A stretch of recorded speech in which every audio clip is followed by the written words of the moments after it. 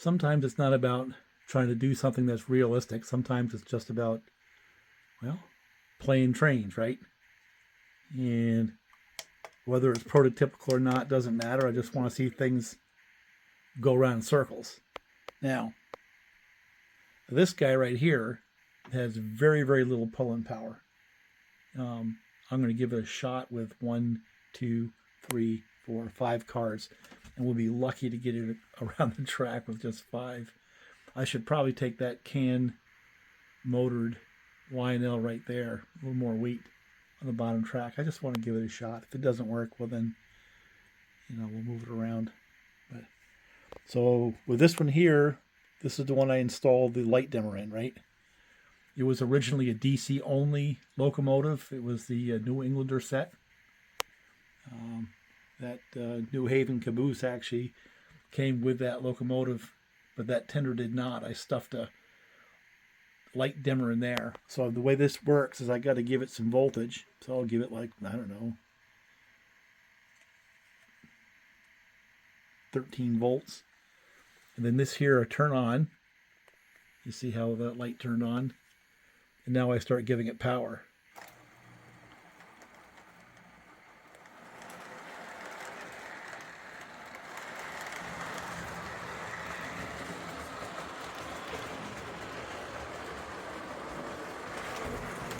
See if I can do it.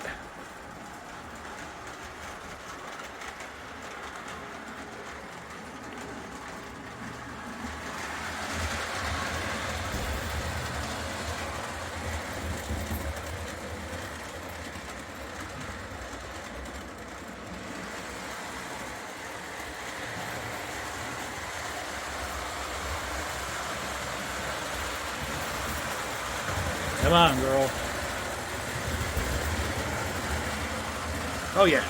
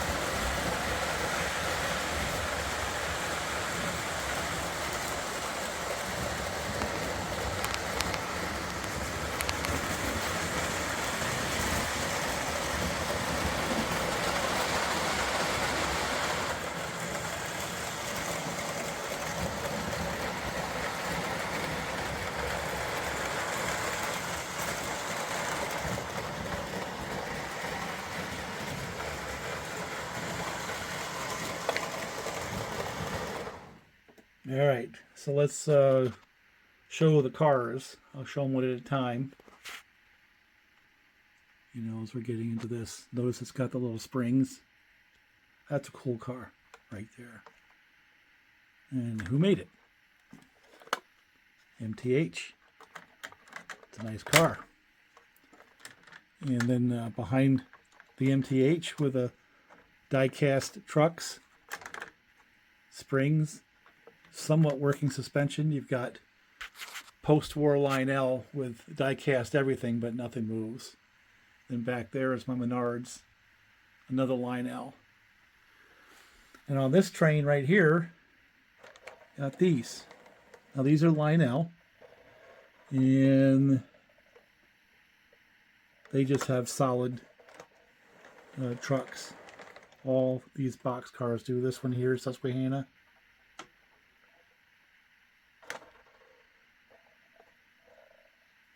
New York, Hartford, or the New York, New Haven, Hartford.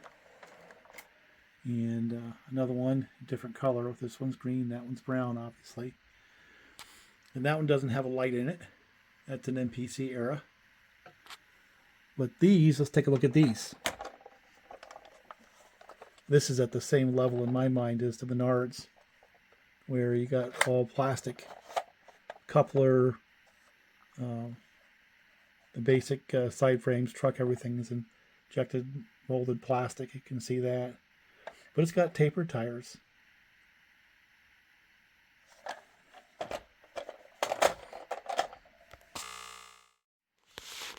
So yeah, they're about the same level in quality as the Menards, right? And they don't go for a whole lot. These are not the best of the Lionel cars. But in this particular application with that particular locomotive that doesn't have enough weight to really pull itself, yeah, I've got my cool little control and all that. But it needs these lightweight cars in order to make a train. If I put, you know, even the post-war box cars on this thing here, it would be able to get around the track.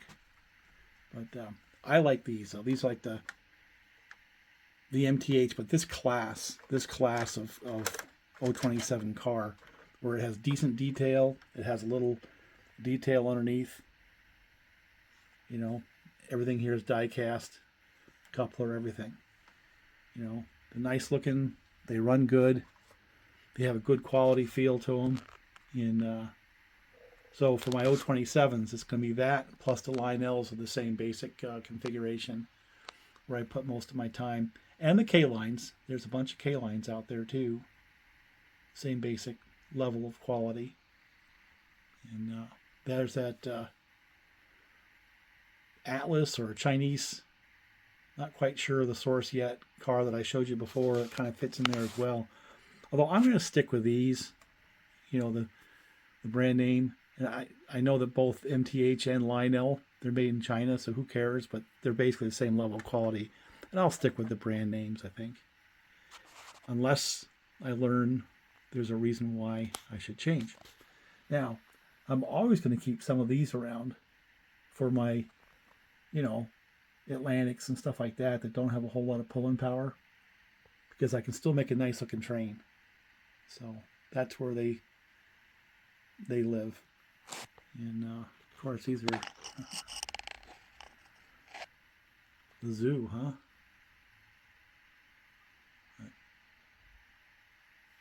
Yeah, I'm just going to turn them on and let them rip for a little bit. And I've got this kind of funny phobia. I can't run trains with the sun's out. It's like this farmer thing. I got to be out there doing something. And I'm still recovering from my little deal. So I really can't get outside. So I went down into the shop today and started sorting out chains I'm going to sharpen up for the next, you know, operations. Putting together a couple of saws and hoping I can get out in the woods.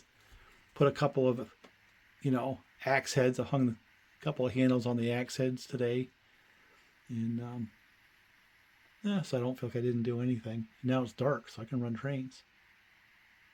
And I also want to make another comment. We all know and love Fairbanks Morse Train Masters, right? And I've been doing a little bit of discussion about Alco and its history. And there's a couple little points I want to bring in there. You know, I'll keep feeding these little bits of data in these videos. Some people will be interested, some won't.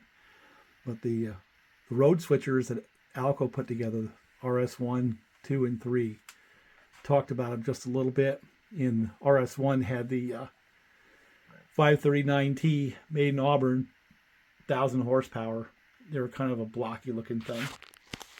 They made those right through the 50s. Some will speculate that they did that because of the potential failures in the 244 that went into RS2 and the RS3s, and I don't think that's the case. In doing more research on the 244s, they went through a whole bunch of different upgrades, couple turbo changes, and air cooled to water cooled back again, and they eventually upgraded the 244 to where it was pretty solid. But even then, the first versions of the 244 and the switching applications were fine. It was when they got put into the RS series, and those were actually used for freight. That's when they started having issues again with the bottom ends, just like they had issues with the FA 1s and 2s. And, they upgraded. I think their final version of the 244 was something like an H or something like that. And it may have popped out in, 49 or 50, that time frame. But my whole point is this about the 244. If Alco had a smooth corporate structure and operations, that development time would have been cut in half, But how sticky everything was with the combination of suppliers, just the internal workings of the company, everything from labor management to the relationship with GE, it just took them longer. And it's about people. Corporation is always about people. So yet again, the premise is that the 244 and its development cycle might have been stretched out, and that could have cost them some time in business, but it wasn't the 244 that did it to them, it's the people.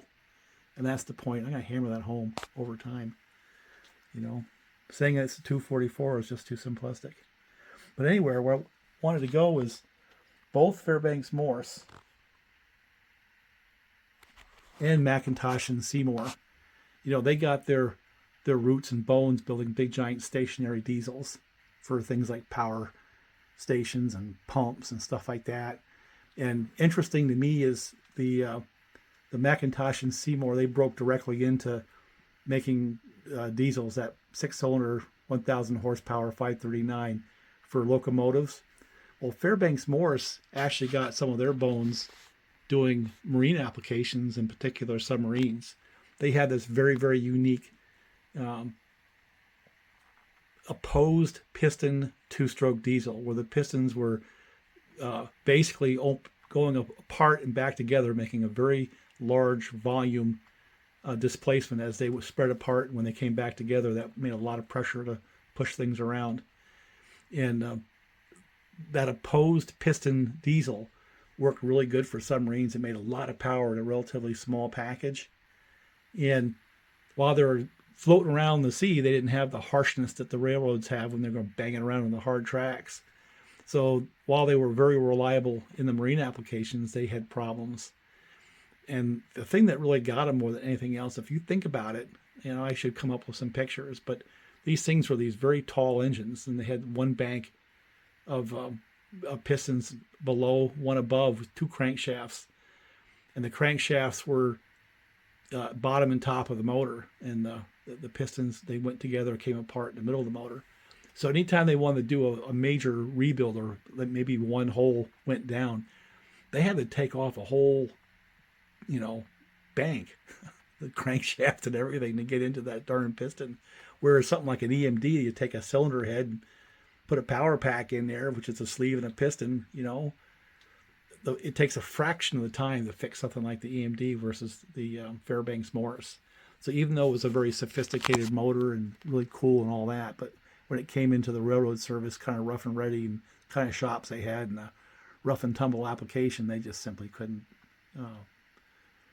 be cost effective to either Alco or the EMDs. EMDs had that beat, but the Alcos were even better than the Fairbanks Morse.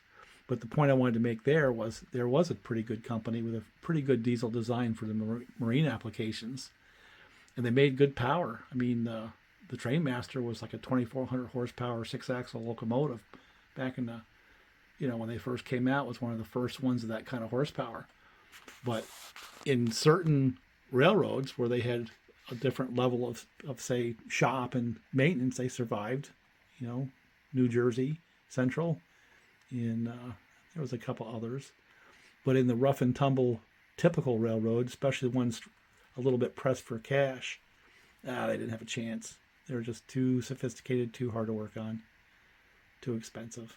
So they went down, where Alco still survived. So I want to make that point. Both of them had agricultural roots and industrial roots for their big diesels before they got into locomotives. But Alco went directly there with McIntosh and Seymour. They took that company and brought it right into the railroad business, where Fairbanks Morse wandered off into the marine and military business first before they came to trains. So.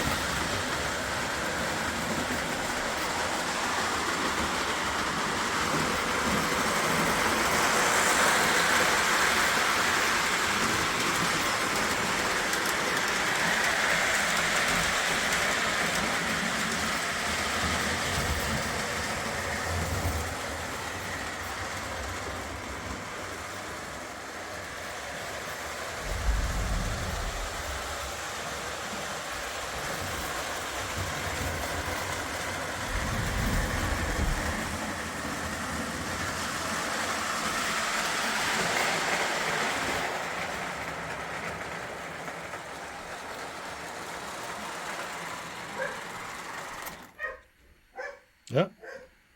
Dogs are barking. One quick little point, interestingly enough, Fairbanks Morse, their diesels, went into the marine applications quite well. Sort of an interesting twist of fate when Alco got out of business, and the 251 that was built in Auburn, their very successful diesel, that was a very good design.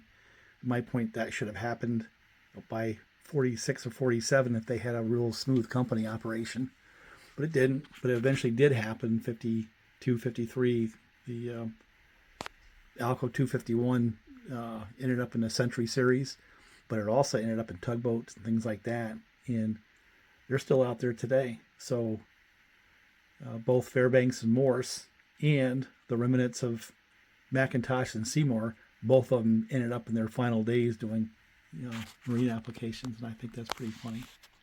So, and I guess from the EMD's perspective, the little brothers of the EMD two-stroke diesel is the Detroit diesels. And I've been in a couple of boats, one of them a tugboat that had a pair of V16 Detroits, like 600 horsepower a pop. Man, they are loud. I can't even express how loud those things were. But beginning to ramble. That's a video. It's a wrap.